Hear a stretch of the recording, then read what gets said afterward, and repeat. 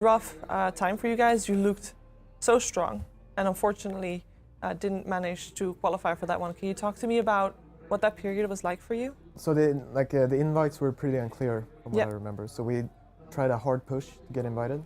There were some online tournaments played before and some one online qualifier, I believe. So we had some pretty good strategies which we pulled out, and we basically won every match.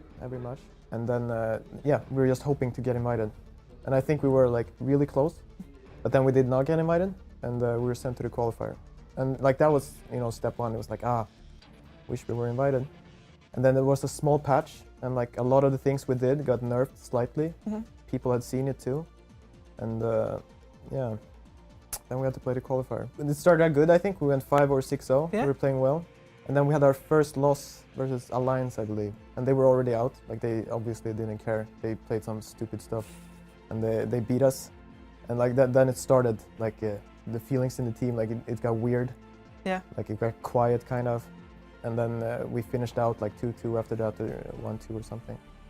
And and then basically we played the next day, and we just get knocked out, like, straight up. From I think we got.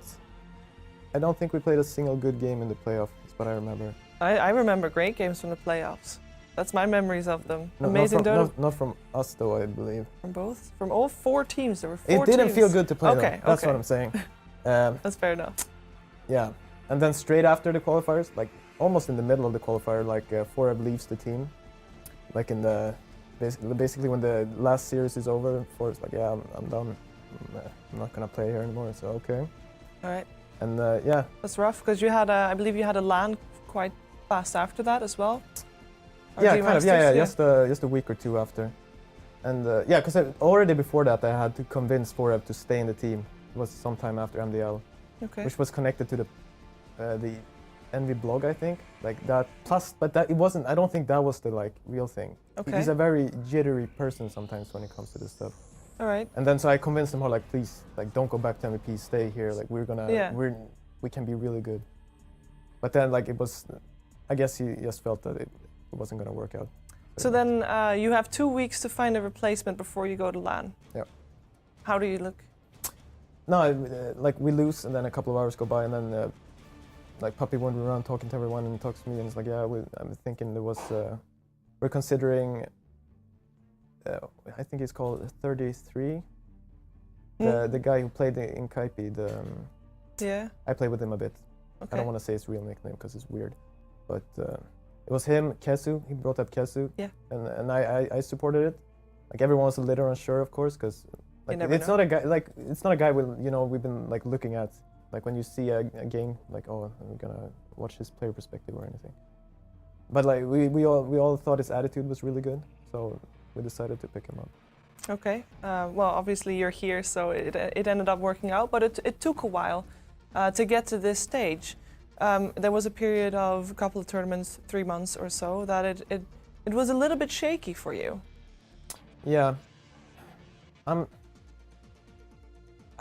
guess it comes down to not being serious enough, really. Okay.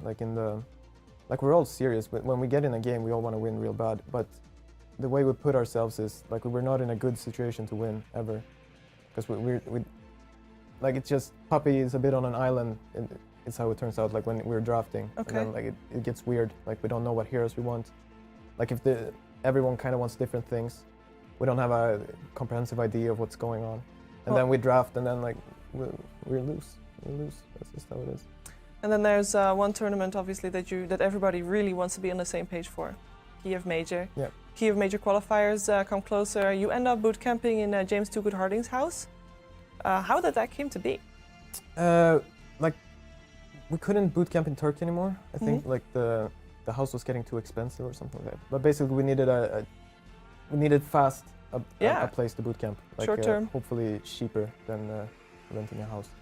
So I think James, I think Matt asked him, and like he said, all right, I'll do you this one favor, and so we were invited there, and we sat in his not a basement, but like the bottom part of the house. Yeah. Yeah. Yeah, and yeah, it was good. I mean, you won, so Yeah. it definitely was good. Can you tell me what that was like, winning the qualifiers like that in that setting? No, it was fun. I won one qualifier before. I won the TI qualifier. Mm. It doesn't really, like, I don't want to, like, it was fun to be there. James Yeah. is a cool guy and stuff, but like, it's about to win. Like when you, and especially now when it's only one team that gets to go through. Yeah. And like everyone was like, we were unsure about us, like how good we were, and obviously everyone who watched was like didn't know either. Yeah. Were you more relieved or happy when you won? Relieved, I believe. Yeah. I was happy for maybe 10 minutes, I think. Then And then I like was just relieved. over with. Yeah, exactly. Something like Made that. it indeed. Over the last few months, the result of Secret not doing all too well might have caused that Secret, in a lot of people's eyes, may have like flying under the radar a little bit forgotten perhaps. You feel like that that gives you a bit of an edge?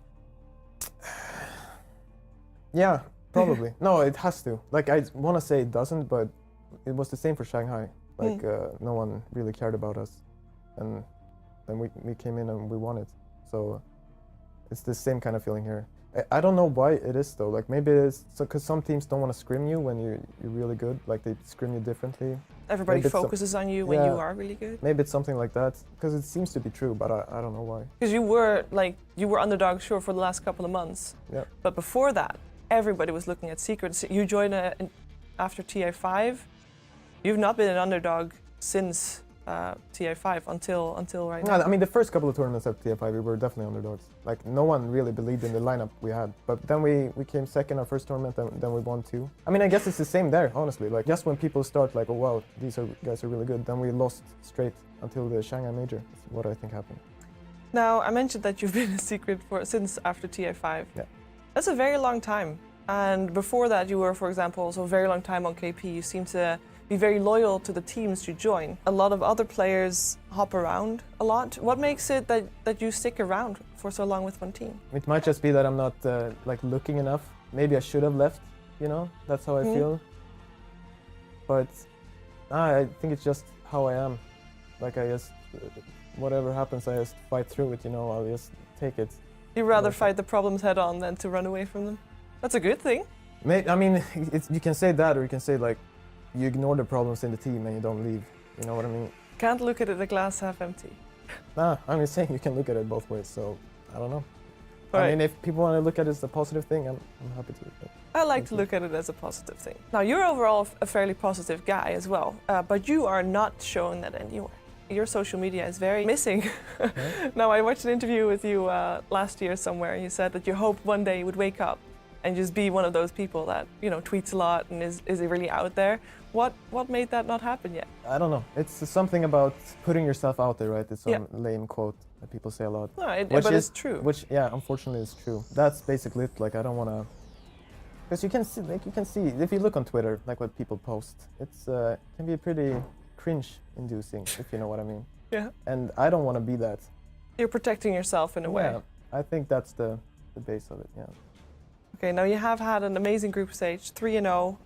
Talk to me about what that was like for your team, winning the series flawless, almost. Like, we played some scrims, but at the same time we haven't played serious matches in since the qualifier, I believe. Yeah. So, like, it was basically after the first series we like built up and built up. Like, we felt more and more confident. Like, everything was basically a test. So the first game, yeah, these guys are pretty good, so we beat them. Like, okay, the stuff we do works. First, you know, you get IG. You get to play IG, like, oh, wish I got to play someone else. But then you think about it, and I was glad we got to play them. Because we just want to see how good we are. Since we placed top 1, we get a pretty decent matchup the first round, so that's nice. That is definitely very nice. So I would imagine that feeling in the team, you're riding a bit of a high right now? Yeah, I think so. I mean, the confidence always helps. Everyone like speaks up more. Mm-hmm. Like, the draft comes together, everyone is suggesting the same stuff. So yeah, that's very nice. Definitely helps winning. That's why I don't believe in throwing group stage games. I don't think that has ever worked. Well, I hope that you can continue riding that high. Definitely have been looking very strong so far. Thank you for taking the time, and good luck at the main event. Thank you.